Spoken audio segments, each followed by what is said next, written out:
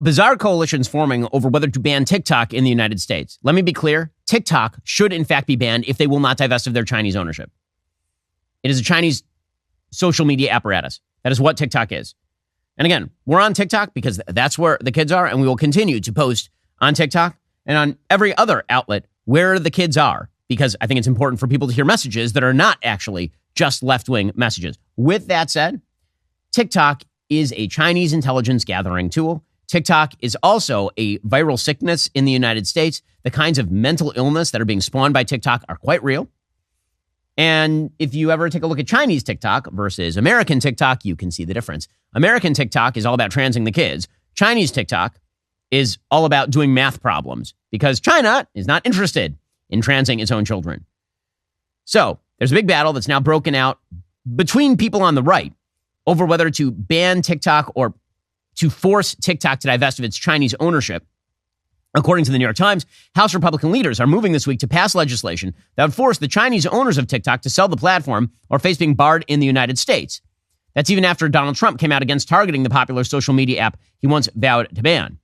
Representative Steve Scalise, who's the majority leader, said on Monday that the House would try to speed the bill to passage under special procedures reserved for non-controversial legislation. There's a 13-page bill. It's the product of the Select Committee on the Chinese Communist Party, which is a bipartisan committee. We have friends on that committee, including Mike Gallagher, who's an excellent congressperson. Trump issued an executive order that tried to do this, but now he's changed course. In an interview on CNBC recently, Trump said he considered TikTok a national security threat, but that banning it would make young people go crazy.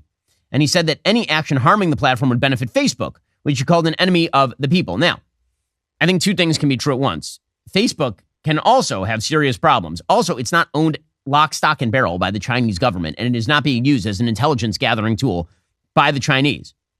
The fact that kids would go crazy over a thing does not mean that you shouldn't do it. My kids go crazy over stupid crap all the time, and I say no to them all the time because that's my job as a parent. The legislation is one of several efforts over the past year aimed at curtailing TikTok because of concerns that ByteDance's relationship with Beijing poses risks to national security. President Biden, for his part, has said that he would sign it. Here was Joe Biden saying that he would sign the ban on TikTok as long as it's still under Chinese ownership. Mr. President, do you still support banning TikTok? Would you sign that bill? If they pass it, I'll sign it. So the question is why Trump has flipped on it. So Trump was very much in favor of going after TikTok not all that long ago. And let's be realistic. Donald Trump at this point should be in favor politically. Forget about the morality of it or the national security of it. Both have good reasons to actually curb TikTok's Chinese ownership because the CCP is a really nefarious force in the world. On a political level, TikTok is pushing leftism. Not sure why Donald Trump would want to stand with an outlet that pushes leftism harder than any outlet that currently exists on social media. So why exactly is Trump flipping on this sort of thing?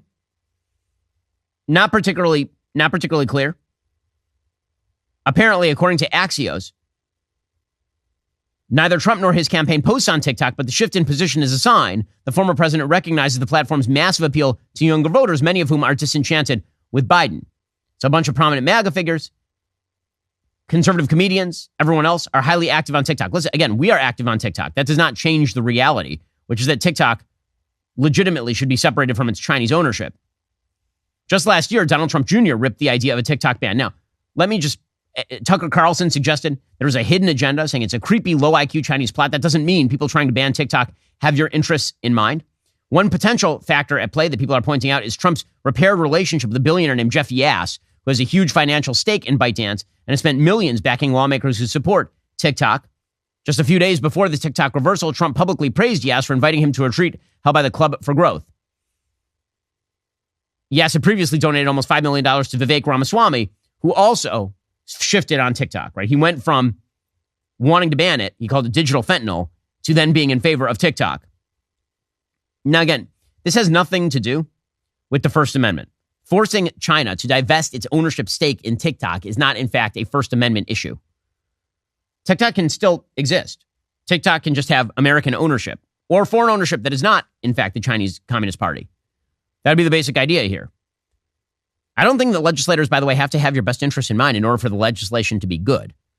In order for a piece of legislation to be beneficial. I think legislators very rarely have your interests in mind. They generally have their own interests in mind. That doesn't mean that the legislation emanating wouldn't be good.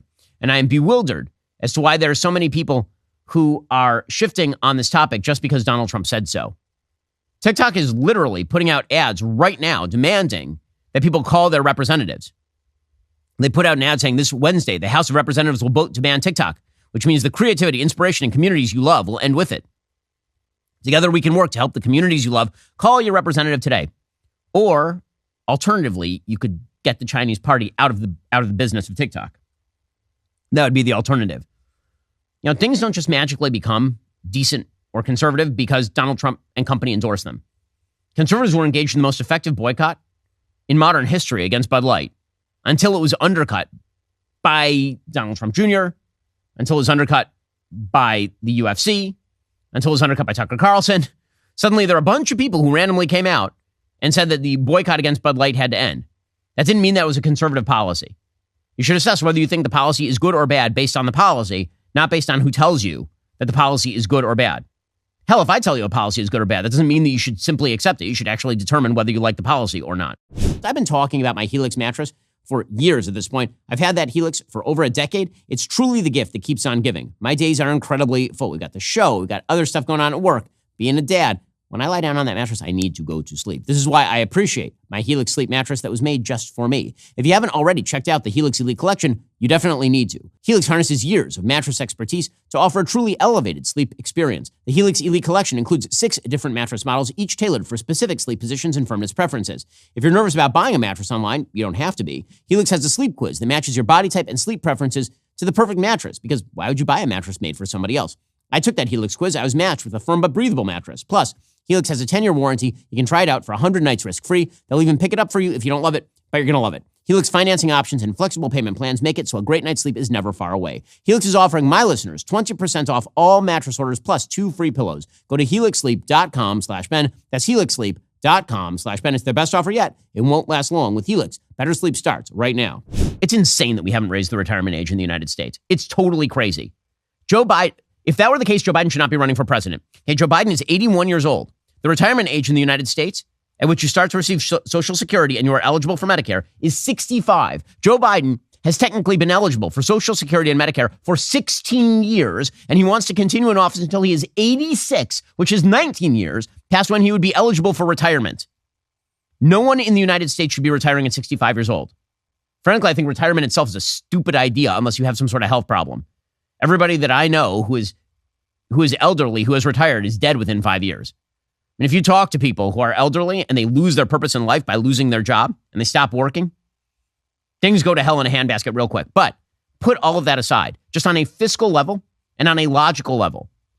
When Franklin Delano Roosevelt established 65 as the retirement age, the average life expectancy in the United States was 63 years old. Today, the average life expectancy in the United States is close to 80. It's totally insane that you believe that you should be able to work from the time that you are essentially 20 to the time that you are 65, which is a 45-year period, pay in, and then you will receive Social Security benefits sufficient to support you and your family, you and your wife or whatever, for like another 20 years. That's crazy talk. That is not fiscally sustainable. Are you tired of the lies and the twists of the mainstream media talking points? Yeah, me too. Join me in my newest series, Fact, where I dismantle and bring truth to this tiring mainstream agenda.